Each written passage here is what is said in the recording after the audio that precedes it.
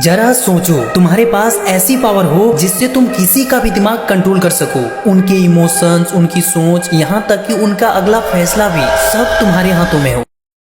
और ये कोई जादू नहीं है, ये है डार्क साइकोलॉजी, एक ऐसा गेम जिसे दुनिया के बड़े मैनिपुलेटर्स यूज करते हैं लोगों को कंट्रोल करने के लिए, उन्हें बिना पता चले। और आज तुम इसी डार्क साइकोलॉजी के 5 सबसे खतरनाक टेक्निक सीखने वाले हो, जो तुम्हें एक ऑर्डिनरी इंसान से एक मास्टर इन्फ्लुएंसर बना देंगे। पर एक वार्निंग है, ये सिर्फ एजुकेशनल पर्पज के लिए है, इसलिए इसका गलत इस्तेमाल मत करना, क्योंकि इस वीडियो को देखने के बाद तुम दुनिया को वैसे नहीं देखोगे जैसे अभी देखते हो। तो अगर तुम रेडी हो तो चलो शुरू करते हैं the dark game of mind. Number 1, reaction glitch. Human mind एक सिंपल रूल फॉलो करता है, वो वही करेगा जो उसे करने से मना किया जाए। सीधी भाषा में, जब किसी को किसी चीज से रोका जाता है तो उसके अंदर एक बगावत वाली फीलिंग आ जाती है कि अब तो यही करना है। ये ह्यूमन माइंड का एक नेचुरल डिफेंस मैकेनिज्म है जो फ्रीडम या चॉइस छीने जाने पर एक्टिवेट हो जाता है। सोचो, अगर मैं तुम्हें बोलूं कि पीछे मुड़कर मत देखना, तो तुम्हारा मन सबसे पहले वही करेगा। और इसी कंसेप्ट को साइकोलॉजी में रिएक्टेशन ग्लिच कहते हैं। इस माइंड ग्लिच को तुम अपने फेवर में स्मार्टली यूज करो। फॉर एग्जाम्पल, सीधा मना मत करो, बस कैजुअली कह दो, भाई ये मुश्किल है, मुझे नहीं लगता तुम ये कर पाओगे। बस सामने वाले की ईगो में आग लग जाएगी और वो प्रूव करने में लग जाएगा, और वो वही करेगा जो तुम चाहते हो। अगर तुमने इसे सही टाइम सही टोन में यूज किया तो तुम किसी के भी डिसीजन अपने हिसाब से घुमा सकते हो, बिना जोर जबरदस्ती के। Number 2, the illusion of choice. Power का मतलब लोगों को फोर्स करना नहीं है, बल्कि उनकी चॉइस को फ्रेम करना है। अगर तुम चाहते हो कि लोग तुम्हारी डिसीजन माने, तो तुमको उनके माइंड में इल्यूजन क्रिएट करना पड़ेगा, चॉइस देना पड़ेगा, जैसे बड़े मैनिपुलेटर्स करते हैं, बिना सामने वालों को पता चले। फॉर एग्जाम्पल, ये काम आज करोगे या कल, सामने वालों को लगेगा कि उसके पास ऑप्शंस हैं, डिसीजन वो लेगा, और सामने वाला दोनों में से कोई भी ऑप्शन चुनेगा, उससे तुम्हारा काम बन जाएगा और उसे पता भी नहीं चलेगा।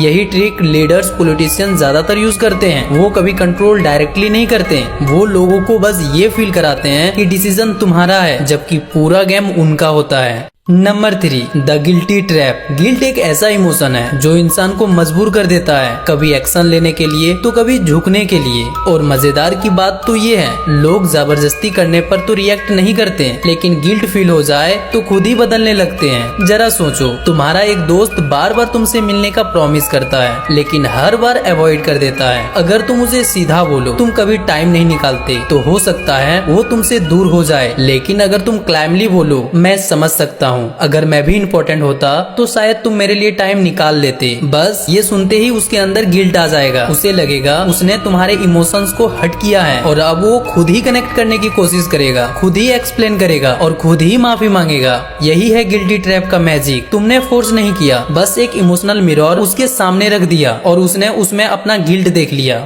Number 4, the emotional hijack. लोग ज्यादातर डिसीजन लॉजिक से नहीं, इमोशन से लेते हैं, और जिसने किसी के इमोशंस पर कब्जा कर लिया, उसने उसके दिमाग का रिमोट कंट्रोल अपने हाथों में ले लिया। इसे कहते हैं इमोशनल हाईजैक। एक ऐसा मोमेंट जब इंसान लॉजिक भूलकर सिर्फ फीलिंग के बेस पर फैसला लेता है। जब लोग इमोशनल होते हैं तो उस मोमेंट में वो ऐसा डिसीजन ले लेते हैं जिसका रिग्रेट उसे बाद में करना पड़ता है, लेकिन तब तक गेम पूरा खत्म हो चुका होता है। एग्जाम्पल सुनो, कभी किसी दोस्त ने तुम्हें अचानक गिफ्ट दे दिया, तो उस मोमेंट पर तुमने उसके लिए कुछ भी करने का मन बना लिया, लेकिन बाद में तुम्हें ऐसा फील होता है कि शायद जरूरत से ज्यादा कर दिया। इसीलिए अगर किसी का दिमाग कंट्रोल करना है तो उससे पहले उसके इमोशंस को कंट्रोल करो, क्योंकि लोग ये याद नहीं रखते कि किसने उसे क्या लॉजिक दिया, बल्कि वो ये याद रखते हैं कि किसने उसे कैसा फील कराया। Number 5, the power of silence. Silence is power. ये लाइन तुमने शायद पहले भी सुनी होगी, लेकिन इसका असर तब समझ आता है जब खुद तुम इसे फील करते हो। जरा सोचो, तुमसे कोई बड़ी गलती हो गई, माँ गुस्से में चिल्ला रही है, तुम्हें लगातार डांटे जा रही है, तुम टेंशन में हो लेकिन खुद को संभाल लेते हो, पर जैसे ही पापा के पास पहुँचते हो वो कुछ नहीं बोलते, सिर्फ एक तीखी नजर, और तुम्हारे पसीने छूट जाते हैं। तुम घबराने लगते हो, क्योंकि वो साइलेंस माँ के गुस्से से भी ज्यादा डेंजरियस लगता है। जब सामने वाला कुछ नहीं बोलता तब तुम्हारे अंदर खुद ही 1000 चीजें सोचने लगता है, और यही सोच तुम्हें अंदर से हिला देती है। लोग समझते हैं जो ज्यादा बोलता है वो स्ट्रॉन्ग है, पर असली पावर पावर उसके अंदर है, जो कुछ नहीं बोलता, सिर्फ ऑब्जर्व करता है और जरूरत हो तभी बोलता है। साइलेंस सामने वाले के अंदर डिस्कम्फर्ट, गिल्ट और कभी कभी डर भी पैदा करा देता है। जैसे